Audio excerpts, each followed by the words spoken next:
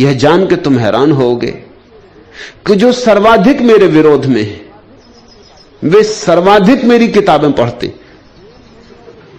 जैन मुनियों के जितने आर्डर आश्रम को उपलब्ध होते हैं किताबों के लिए, उतने किसी और के नहीं। ऐसा कोई जैन मुनि कि जैन साध्वी नहीं जो मेरी किताबें न पढ़ती हो।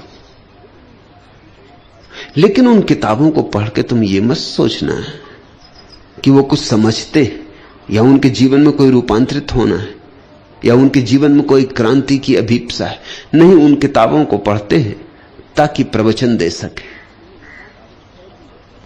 ताकि शैली पकड़ में आ जाए, क्योंकि उन सबको ख्याल है कि मेरी शैली में कुछ बात होगी, इससे लोग प्रभावित हैं। शैली में कुछ भी नहीं, मेरे पास कोई शैली, मेरे बोलने में कोई ढंग है।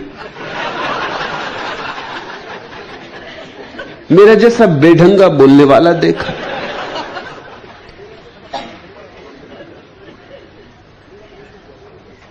मेरा बोलना वैसे ही जैसे मैं कुछ दिन पहले तुम्हें उल्लेख किया था कि एक कवि ने एक जाट को देखा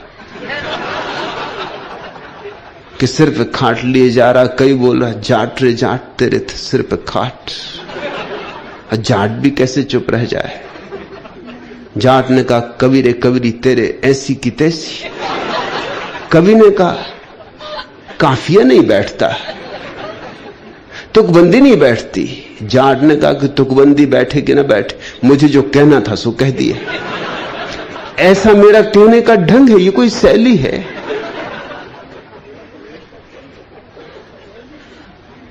शैली के कारण नहीं तुम मुझसे जुड़ गए हो, जुड़ने के कारण आंतरिक है, बाह्य नहीं। मेरे पास न तो शास्त्रीय शब्द हैं, न शास्त्रीय सिद्धांत हैं, न मैं संस्कृत जानता, न प्राकृत, न पाली, न अरबी, न लैटिन, न ग्रीक।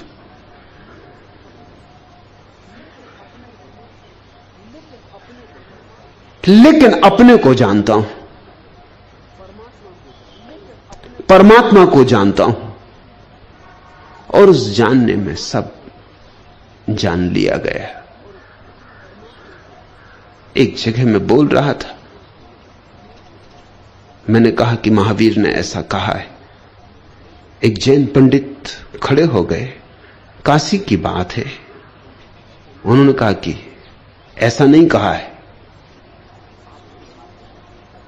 आप सुधार करें। मैंने कहा, मैं सुधार करने में भरोसा नहीं करता। अगर सुधार ही करना हो तो आप अपनी किताब में जिसमें महावीर का वचन हो वहां सुधार कर लेना। वो तो एकदम भौंचक के खड़े रह गए। उन्होंने कहा, आप क्या कहते हैं, महावीर की वाणी में सुधार कर लेना? मैंने कहा कि मैं अपने को जान के बोल रहा हूं। अगर महावीर ने नहीं कहा है तो कहना चाहिए था, जोड़ दो। मैं गवाही हूं कि कहना ही चाहिए था। नागपुर में था, एक प्रवचन में मैंने बुद्ध के जीवन की एक कहानी का उल्लेख किया। बौद्ध भिक्षु, एक प्रसिद्ध बौद्ध भिक्षु मुझे मिलने आए सांझ। उन्होंने कहा, कहानी तो प्यारी थी मगर मैं सब शास्त्र पढ़ गया, कहीं नहीं।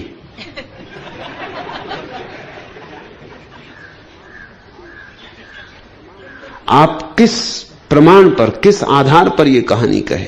मैंने कहा, कहानी खुद अपने में प्रमाण्य, स्वतः प्रमाण्य।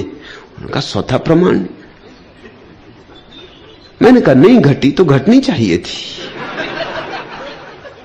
कहानी छोटी सी थी।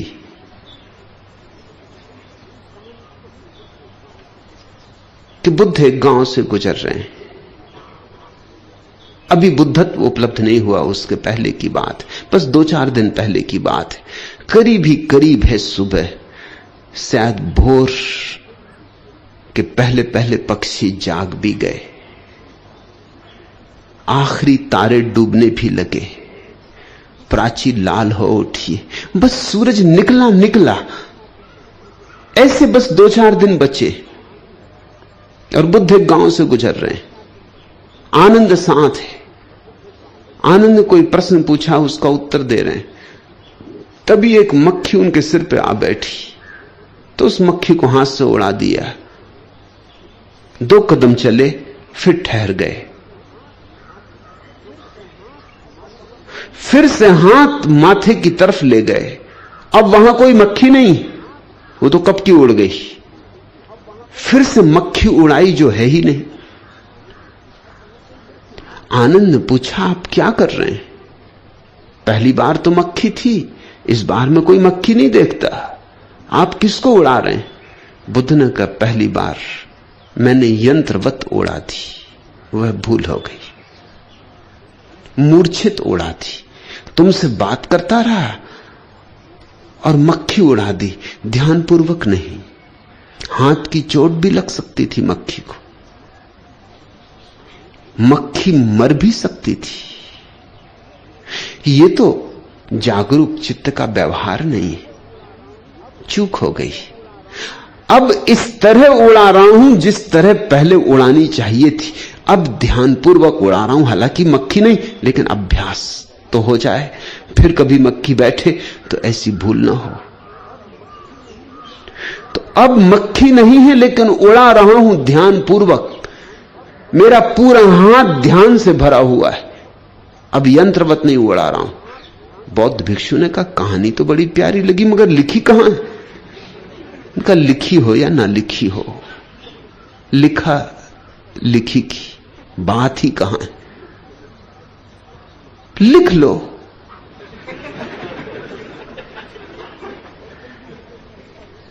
और जल्दी ही मेरी किसी किताब में लिख जाएगी, फिर पढ़ लेना, अगर लिखे का ही भरोसा है। नहीं, उन्होंने कहा, मेरा मतलब ये नहीं, मेरा मतलब ये कि ऐतिहासिक है या नहीं। मैंने कहा, इतिहास की अगर चिंता करने चलो, तब तो बुद्ध भी ऐतिहासिक हैं या नहीं तय करना मुश्किल हो जाए। कृष्ण ऐतिहासिक हैं या नहीं तय करना मुश्किल हो जाएगा। हुए भी इस तरह के लोग कभी या नहीं हुए, ये तय करना मुश्किल हो जाएगा। अगर इतिहास की ही चिंता करते हो तो बुद्ध भी सिद्ध नहीं होंगे। और फिर ये अंतर की घटनाएं इतिहास की रेत पर चरण चिन्ह नहीं छोड़ती। ये अंतर की घटनाएं तो जैसा दरिया कहते हैं, आकाश में जैसे पक्षी उड़े और पैरों के चिन्ह न छूटे, कि पानी में मीन चले और पीछे कोई निशान न छूटे। इतिहास तो क्षुद्र की गणना करता है। इतिहास का कोई बड़ा मूल्य नहीं है। इतिहास तो व्यर्थ का हिसाब किताब रखता है। मैं तो जो कह रहा हूं वह इतिहास नहीं है, पुराण है। और पुराण समाप्त नहीं होता, पुराण एक प्रक्रिया है। बुद्ध आते रहेंगे और बुद्धों के जीवन में जोड़ते रहेंगे नई कथाएं, नए बोध, नए प्रसंग, नए आयाम। हर बुद्ध अपने अतीत बुद्धों के जीवन में नए रंग डाल जाता है, नए जीवन डाल जाता है। फिर पुनः पुनः पुनरुज्जीवित कर जाता है। तुम्हारे पास अगर हृदय है तो कोई उपाय ही नहीं है, तुम मेरे हृदय के साथ धड़कोगे। और वही हुआ कृष्ण सत्यार्थी। धर्म का कोई संबंध जन्म से नहीं है। काश धर्म इतना आसान होता कि जन्म से ही धर्म मिल जाता, तो सभी दुनिया में लोग धार्मिक होते, कोई ईसाई, कोई हिंदू, कोई मुसलमान। लेकिन जन्म से धर्म का कोई संबंध नहीं। जन्म से धर्म का संबंध जोड़ना वैसा ही मूढ़तापूर्ण है जैसे कोई किसी कांग्रेसी के घर में पैदा हो और कहे कि मैं कांग्रेसी हूं क्योंकि मैं कांग्रेसी घर में पैदा हूं, तो तुम भी हंसोगे कि पागल हो गए हो। कम्युनिस्ट के घर में पैदा हुए तो कम्युनिस्ट हो गए। पैदा होने से विचार का कोई संबंध नहीं, धर्म का भी कोई संबंध नहीं। धर्म तो और गहरी बात है, निर्विचार की बात है। विचार तक का संबंध नहीं जोड़ता जन्म से, तो निर्विचार का तो कैसे जोड़ेगा। लेकिन तुम सौभाग्यशाली हो कि तुम लीक पर न चले, अन्यथा लोग लीक पर चलते हैं। लीक में सुविधा है, जहां सभी भीड़ चल रही, जिस भीड़ में तुम पैदा हुए हो, अगर तेरा पंथियों की भीड़ है तो चले तुम भी तेरा पंथियों की भीड़ में, मुसलमानों की तो मुसलमानों की, हिंदुओं की तो हिंदुओं की, चले भीड़ में। भीड़ में सुविधा है, पिता भी जा रहे, मां भी जा रही, भाई भी जा रहे, मित्र भी जा रहे, परिवार पड़ोस सब जा रहा। अकेले तुम अलग अलग चलो तो चिंता पैदा होती, संशय जगते, दुविधाएं उठती कि पता नहीं मैं ठीक कर रहा हूं कि गलत। भीड़ में यह रहता है जब इतने लोग कर रहे हैं तो ठीक ही कर रहे होंगे, और मजा यह कि उनमें से हर एक यही सोच रहा है कि जब इतने लोग कर रहे हैं तो ठीक ही कर रहे होंगे।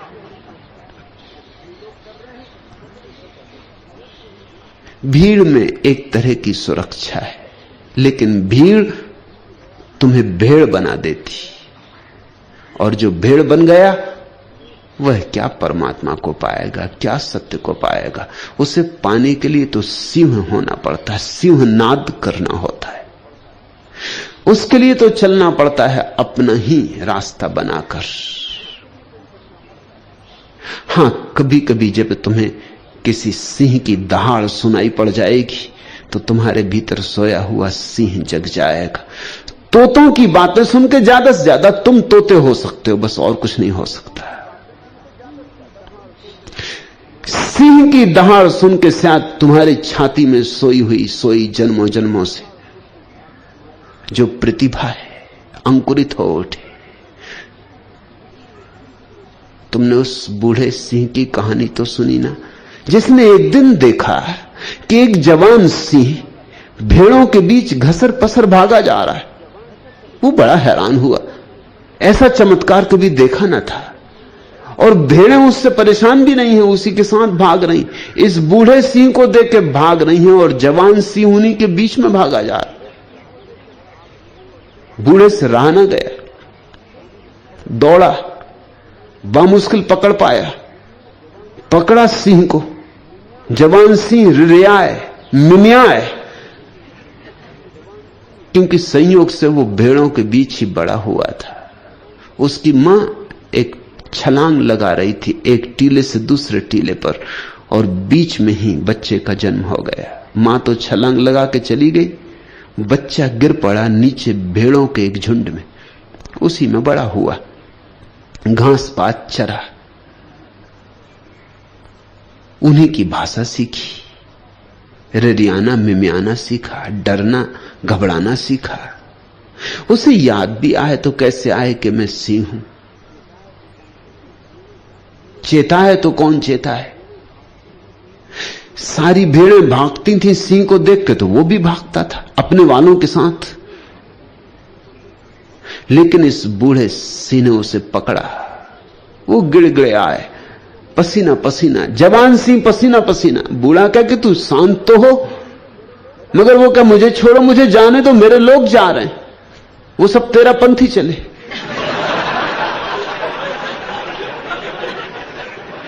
और तुम मुझे रोक रहे हो, मुझे जान बख्शो। मगर बूढ़े नहीं माना, उसे घसीट के तालाब के किनारे ले गया और कहा कि झांक तालाब में और देख मेरा चेहरा और तेरा चेहरा। दोनों ने झांका, बस एक क्षण में क्रांति घट गई। एक दहाड़ उठी, उस जवान सिंह की छाती में सोई हुई गर्जना उठी, पहाड़ कंप गए, घाटियां गूंज उठी। कुछ कहा नहीं, बस चेहरा दिखा दिया। जवान सिंह को दिखाई पड़ गया कि अरे, मैं भी भेड़ों में जी रहा था। मैं तो ऐसा ही हूं जैसा तुम, मैं तो वैसा ही हूं जैसा ये सिंह। बस इतना बोध सदगुरु का इतना ही काम है कि पकड़ ले तुम्हें, तुम चाहे कितने ही मिमियाओ, रिरियाओ, भागो, वो पकड़ के तुम्हें ले ही जाए किसी दर्पण के पास। उसके सारे वक्तव्य दर्पण है, उसकी मौजूदगी दर्पण है, उसका सत्संग दर्पण है। वो तुम्हें अपना चेहरा पहचानने की व्यवस्था करा रहा है, और एक ही उपाय है कि वो अपनी अंतरात्मा तुम्हारे सामने उघाड़ के रख दे कि तुम देख सको कि अरे, यही तो मेरे भीतर भी है। और उठे हुंकार, और तुम भी भर जाओ ओंकार के नाद से, और तुम्हारे भीतर भी सिंह की गर्जना हो। ऐसा ही कुछ हुआ होगा कृष्ण सत्यार्थी। तुम पहली ही बार आए और समर्पित हो गए, संन्यास्त हो गए। अब लौट के जाओ तो भेड़ें तुम्हें बहुत दिक्कत देंगी। वो कहेंगी कि चलो तेरा पंथ में वापस। ये तुम्हें क्या हुआ? होश गंवा दिया, सम्मोहित कर लिए गए।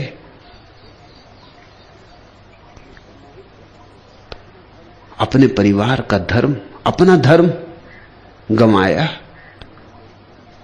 कुछ तो लोकलाज का सोचा होता, कुछ तो परिवार की प्रतिष्ठा की चिंता की होती।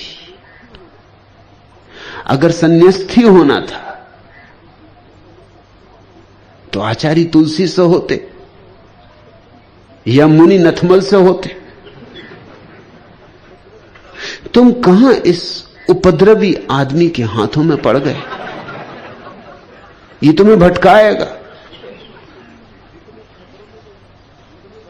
ये तुम्हें खतरों में ले जाएगा। घर जाओगे तो भेड़ें थोड़ी दिक्कत देंगी, तुम घबराना मत। जब भी भेड़ें थोड़ी दिक्कत दें, तेरा पंथी इकट्ठे हो, एकदम सिंहनाद करना।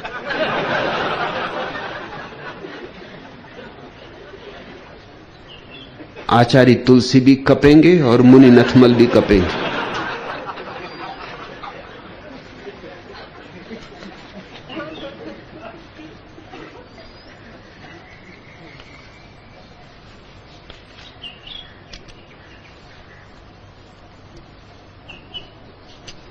तीसरा प्रश्न, मैं दुख से इतना परिचित हूं कि सुख का मुझे भरोसा ही नहीं आता है। एक दुख गया कि दूसरा आया, बस ऐसा ही सिलसिला चलता रहता है। क्या कभी मैं सुख के दर्शन पा सकूंगा? मार्ग दिखावे कि सुख पाने के लिए क्या करूं। मैं सब कुछ करने को तैयार हूं। रामविलास, दुख अकेला नहीं आता, कोई दुख अकेला नहीं आता, क्योंकि कोई दुख अकेला नहीं जी सकता। दुख की श्रृंखला होती, जैसे जंजीरों की श्रृंखला होती, कड़ियों में कड़ियां पोई होती। ऐसे दुख के पीछे दुख आते, एक दुख दूसरे दुख को लाता है। और ऐसे ही सुख की भी श्रृंखला होती है, एक सुख दूसरे सुख को लाता है। तुम्हारे हाथ में है कि तुम कौन सी श्रृंखला को शुरू करो। अगर तुम अपने भीतर सुख जन्माओ तो बाहर भी तुम्हारे जीवन में सुख ही सुख फैल जाएगा। जीसस का बड़ा प्रसिद्ध वचन और बड़ा अनूठा, जिनके पास है उन्हें और दिया जाएगा, और जिनके पास नहीं है उनसे वह भी छीन लिया जाएगा जो उनके पास है। तर्कयुक्त नहीं मालूम होता, न्याययुक्त नहीं मालूम होता, होना तो दूसरी बात चाहिए। कहना था जीसस को जिनके पास नहीं है उन्हें दिया जाएगा, और जिनके पास है उनसे छीन लिया जाएगा। ये कहते तो बात न्यायुक्त मालूम होती, मगर ये क्या बात कही कि जिनके पास है उन्हें और दिया जाएगा। ठीक कहा, लेकिन जीवन का वही परम नियम है। तुम्हारे पास जो हो वही तुम्हारे प्रति आकर्षित होने लगता है। अगर सुख है तो चारों तरफ से सुख की धाराएं तुम्हारे तरफ बहने लगेंगी, अगर दुख है तो दुख की धाराएं बहने लगेंगी। और अगर तुम बाहर के दुखों को काटने में लग गए और ये याद ही ना किया कि भीतर दुख का चुंबक तुमने बना रखा है, तो तुम काटते रहो बाहर दुख, इससे कुछ अंतर ना पड़ेगा। दुख आते रहेंगे और तुम्हें और सताते रहेंगे। तुम्हारे चारों तरफ नर्क निर्मित हो जाएगा।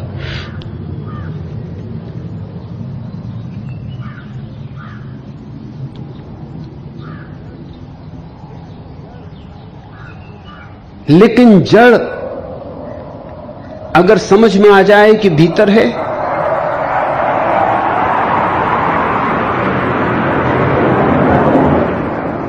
तो दुख को काट देना कठिन नहीं। एक तलवार की चोट में दुख काटा जा सकता है। और मजे की बात कि दुख के जाते ही जो शेष रह जाता है वही सुख है। सुख दुख के विपरीत नहीं है, सुख दुख का अभाव है। जहां दुख नहीं है वहां जो रह गया शेष वह सुख है। इसलिए सुख की कोई परिभाषा भी नहीं हो सकती, जैसे स्वास्थ्य की कोई परिभाषा नहीं हो सकती। पूछो चिकित्सकों से स्वास्थ्य की परिभाषा, वो कहेंगे जो बीमार नहीं वह स्वस्थ। अगर तुम जाओ अपने स्वास्थ्य का परीक्षण करवाने, तो क्या तुम सोचते हो तुम्हारे स्वास्थ्य का कोई परीक्षण कर सकता है? परीक्षण तो तुम्हारी बीमारियों का किया जाता, स्वास्थ्य का कोई परीक्षण हो ही नहीं सकता। अब तक कोई यंत्र नहीं है जो खबर दे सके कि यह आदमी स्वस्थ है। हां, 1000 यंत्र हैं जो खबर देते हैं कि यह आदमी इस बीमारी उस बीमारी से भरा है। जब सभी बीमारी बताने वाले यंत्र कह देते हैं कि कोई बीमारी नहीं, तो चिकित्सक कह देता तुम स्वस्थ हो। तो स्वास्थ्य का अर्थ हुआ बीमारी का अभाव। ऐसे ही सुख का अर्थ होता है दुख का अभाव। सबसे बड़ा दुख क्या है? सबसे बड़ा दुख यह है कि तुम सदा सोचते हो कि दुख बाहर से आते हैं। यह सबसे मौलिक आधारभूत बात समझने की। दुख बाहर से नहीं आते, तुम बुलाते हो तो आते। कोई अतिथि बिना बुलाए नहीं आता, सब मेहमान तुम्हारे बुलाए आते। हां, यह हो सकता है कि तुम जो प्रेम पातियां लिखते हो दुख को, वो इतनी मूर्छा में लिखते हो कि तुम्हें पता ही नहीं चलता कि कब तुमने लिख भेजी। बेहोशी में बुला लेते हो, फिर तड़फते हो। मुल्ला नसरुद्दीन से कोई कह रहा था, धन है वह युवक जिसकी मासिक आय केवल 75 रुपए हो, फिर भी वह एक भले आदमी की तरह जीवन बिता रहा हो। मुल्ला नसरुद्दीन ने कहा, इतने रुपए में वह और कर भी क्या सकता है?